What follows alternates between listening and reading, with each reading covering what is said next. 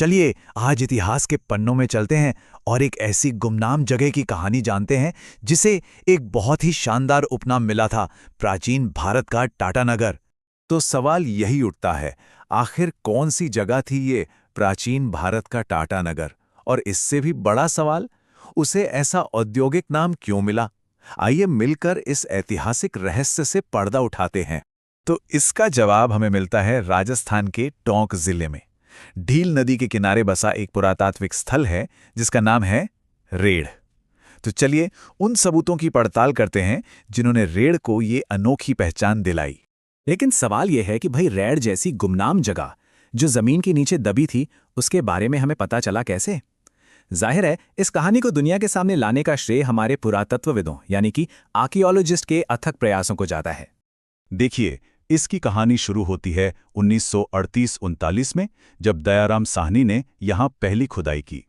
बाद में इस काम को डॉक्टर केदारनाथ पुरी ने आगे बढ़ाया और अपनी किताब एक्सकेवेशन एट रेड में इस जगह के सारे राज दुनिया के सामने खोल दिए। तो चलिए अब आते हैं असली मुद्दे पर और उन सबूतों को देखते हैं जो रेड को इसकी औद्योगिक प्रतिष्ठा दिलाते हैं। यहीं से कहानी असल में दिलचस्प होनी शुरू होती है। मतलब रेड कोई आम शांत सा गांव नहीं था। इसे आप लौह युग का एक धधकता हुआ इंडस्ट्रियल हब समझ सकते हैं। एक ऐसी जगह जहां दिन रात औजार और उपकरण बनते थे, और सिर्फ लोकल इस्तेमाल के लिए नहीं बल्कि दूर दराज के इलाकों में एक्सपोर्ट करने के लिए भी। और सुनिए, ये सिर्फ कोई हवाई बातें नहीं है, इसके पक्के सबूत मिले हैं खुदाई में।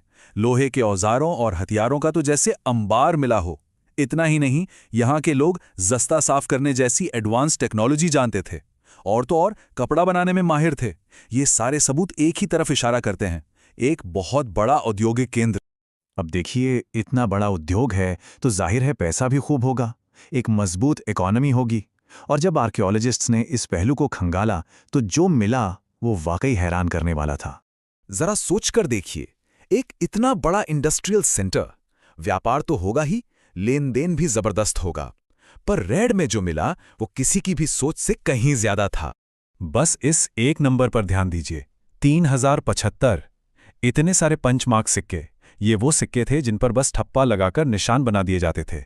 किसी एक जगह से इतनी बड़ी तादाद में सिक्कों का मिलना, मतलब ये उस वक्त के हिसाब से एक अनसुनी बात थी। और रुकिए, कहानी यहीं खत्म नहीं होती। इसके अलावा मालव जनपद के भी करीब 300 सिक्के मिले। ये नंबर्स अपने आप में पूरी कहानी बयां कर देते हैं कि ये कितनी बड़ी आर्थिक शक्ति का केंद्र रहा होगा। इसीलिए ये कोई हैरानी की बात नहीं है कि इस खजाने को एशिया में अब तक खोजा गया सिक्कों का सबसे बड़ा भंडार कहा जाता है। ये कोई छोटा मोटा दावा नहीं है, ये रेड की आर्थिक ताकत का सबूत है। अच्छा, अब ये सिक्के हमें बताते क्या हैं? देखिए, यहाँ पंचमार्क सिक्के मिले, मालव जनपद के सिक्के मिले और सेनापति तथा वपू जैसे लोकल राजवंशों के सिक्के भी। ये सब तो एक मजबूत लोकल इकोनॉमी की तरफ इशारा करते हैं। लेकिन सबसे हैरान करने वाली चीज थी यूनानी राजा अपोलोडोस का एक टूटा हुआ सिक्का। ये छोटा सा टुकड़ा रेड को सीधा ग्रीक किंगडम से जोड़ता है। सोचिए कितने गहरे इंटरनेशनल ट्रेड कनेक्शंस रहे होंगे। तो ठीक है, हमने इंडस्ट्री की बात की, इकोनॉमी की बात कर ली, पर इन फैक्ट्रियों और बाजारों के पीछे जो लोग थे उनका क्या? उनकी जिंदगी कैसी थी, उनका कल्चर कैसा था? तो ऐसा नहीं है कि रेड सिर्फ लोहा लक्कड़ और धातु की ही जगह थी। अरे नहीं, एक तरफ जहां खुदाई में इंडस्ट्रियल सामान मिला तो वहीं दूसरी तरफ कला और संस्कृति के भी उतने ही सबूत मिले। खूबसूरत बर्तन, शानदार गहने, मूर्तियां, यहां तक कि बाहर से मंगाई गई लग्जरी चीजें भी। ये सब एक बहुत ही अमीर और खुशहाल जिंदगी की तरफ इशारा करते हैं। देखिए क्या क्या मिला। बड़े बड़े आलीशान घरों के खंडहर, चाक पर बने खूबसूरत मिट्टी के बर्तन और रिंग वेल्स जो एक तरह के सोख्ता गड्ढे होते थे। फिर लोगों के गहने देखिए, कर्ण फूल, हार, चूड़ियां, पायजेब और तो और मातृ देवी की मूर्तियां और शुंग काल की एक यक्षिणी की मूर्ति भी मिली है। मतलब एक पूरा जीता जागता कल्चर था वहां। और इस एक चीज को देखिए, ये तो कमाल है। चुनार के बलुआ पत्थर का बना एक बड़ा सा कटोरा जिस पर अशोक के समय की जैसी पॉलिश है। ये कटोरा शायद बाहर से मंगवाया गया था। ये दिखाता है कि यहाँ के लोगों के पास सिर्फ पैसा ही नहीं था बल्कि एक बहुत ही रिफाइंड टेस्ट भी था। तो जब हम इस पूरी कहानी को जोड़कर देखते हैं तो समझ आता है कि रेड सिर्फ एक पुरानी जगह नहीं है, ये एक पूरी की पूरी भूली बिसरी विरासत है जिसमें आज भी कई राज दफन हैं। देखिए, हमने शुरू कहां से किया था? एक दिलचस्प निकनेम से, प्राचीन टाटानगर। फिर हमने इसके पीछे के इंडस्ट्रियल सबूतों को देखा। फिर एशिया के सबसे बड़े सिक्कों के खजाने से उसकी आर्थिक ताकत को समझा। और आखिर में उस इंडस्ट्री के पीछे रहने वाले लोगों की रंगीन दुनिया में भी झांक। और ये सब हमें एक बहुत बड़े सवाल पर लाके खड़ा कर देता है।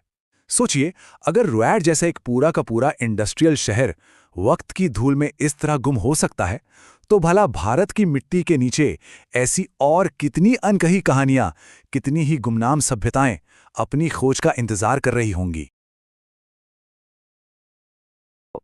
अगर आपको ये वीडियो पसंद आ रहा है तो ज़रूर एक लाइक कर दीजिए। आपका एक लाइक हमें और बेहतर वीडियो बनाने के लिए मोटिवेट करता है।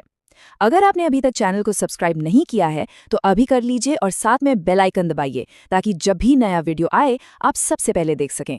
वीडियो को अपने दोस्तों के साथ शेयर करना मत भूलिए और अगर आप हमारे साथ टेलीग्राम और व्हाट्सएप ग्रुप में जुड़ना चाहते हैं तो नीचे डिस्क्रिप्शन में दिए गए लिंक पर क्लिक करें। वहां आपको अपडेट्स, नोट्स और खास कंटेंट सबसे पहले मिलेगा।